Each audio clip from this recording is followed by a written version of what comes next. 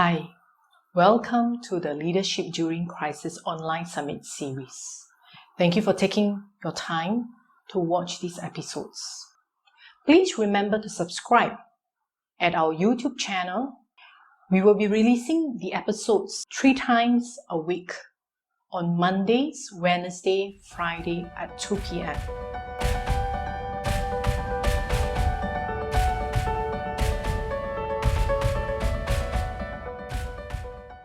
Why or what led to the crisis in your situation? So you're hinting at way back, right? When out of my teens, I almost joined the army. I come from a very defense background. So my father and mother both were army officers. So I always dreamt about, joining the armed forces. So that's how I joined the army, at the age of 19 and a half. And I was part of the parachute regiment, special forces. That was the way of life for me, being in the uniform, doing things which are completely different. After doing about 6.5 years in the army, I had a severe parachute injury. I had literally broken my leg and I had to go through ACL replacement. And that kind of made me really handicapped. That means I couldn't even run for about 10 meters. So that was a time when I had to really take a big decision that whether to continue in the army and move on to the administration side. So it's like you're no more fit to be in the army. But still, just because the army wants to give you a job, you need to continue. I took a tough call and I decided that since I'm no more fit, so I'll venture out into the corporate space, look for a job in the outside world, the so-called outside world that time. It was really outside for me because I was never used to, even walking into an office or, even living in a city. That's where I prepared for an MBA, and then I went to one of the best B schools and completed my MBA, and I started working in the IT side.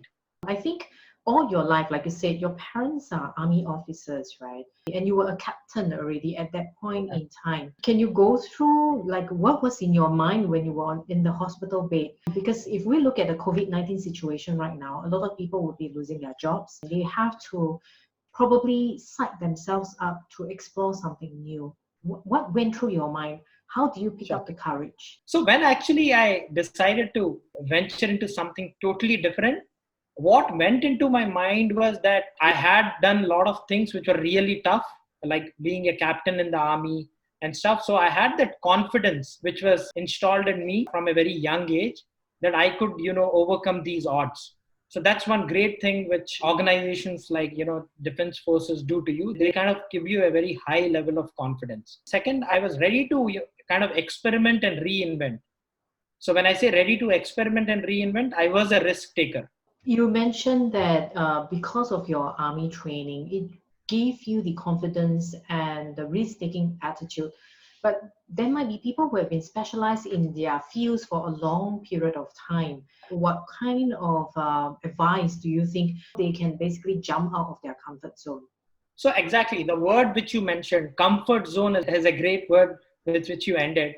See, what happens when we get into our normal routines is that we go into a comfort zone. And we also build up a roadmap. Let's say in 1 year, I'm going to do this. In 2 years, I'm going to achieve this, whether it's, some professional benchmarks or personal benchmarks. And then we also try to go a step ahead where we are trying to prove things to others, right? So the main thing what I feel is that, in such situations, you should always have plans, but you should not have fixed plans, right? Okay. So work towards your plan, but never be fixated that this will happen at so and so time or it is going to happen in 2 years. So you have to be very flexible, very adaptable. And the right word for us is agile. You have to be super agile today you want to survive. Because what industry is very relevant now might totally become irrelevant in 2 to 3 years. What job you feel today is super important in a company and it gives you super safety, after 2 years it may be that that job is no more needed or it's totally irrelevant. So you have to be always on the edge. Like you never can say that, oh, I am in my comfort zone and this is what I plan for next 2 to 5 years and this is how life will take me.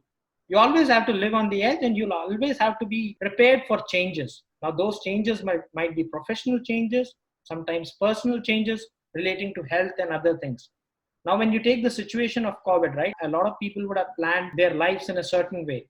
Now it throws a new set of challenges. Start from the basics. Work from home. You're not used to that. Second, boredom. How do you keep yourself motivated? How do you ensure that you're really engaged? You're part of the ecosystem where you're working, because everybody is or might be feeling little low, right? These days, totally working in isolations and all. So there again, what I feel is that one, you should value what you're doing. You should also connect it to what you're doing, how it will impact your team or the organization. And third is you have to, kind of speak to yourself that these are difficult times and this is the best I can do right now. And let me work towards, upliftment of myself and also my company and also the customers I'm serving. I was going through and also understand that you ran a couple of businesses, started up, sell it off.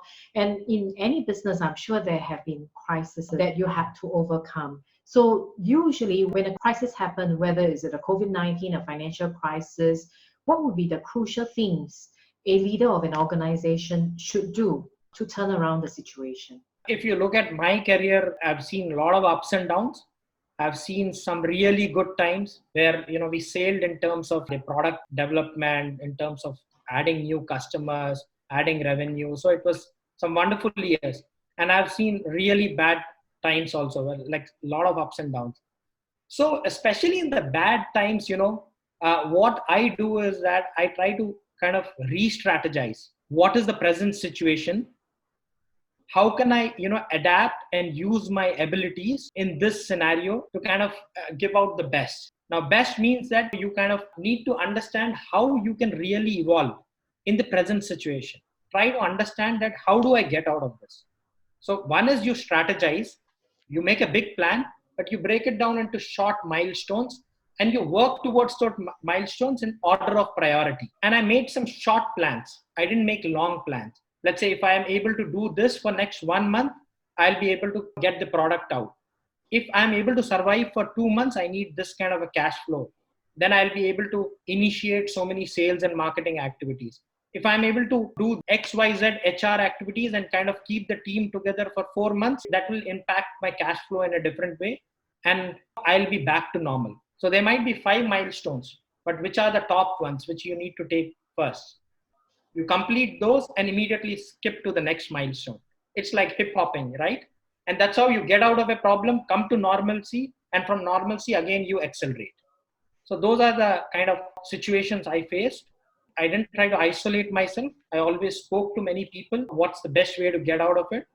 And luckily, I was always supported by a good team. There's a saying there, tough times don't last, but tough men do. Yeah. So especially in these times, it's very important you communicate, you brainstorm, you try to speak to the other person, like what's happening and what is the present situation.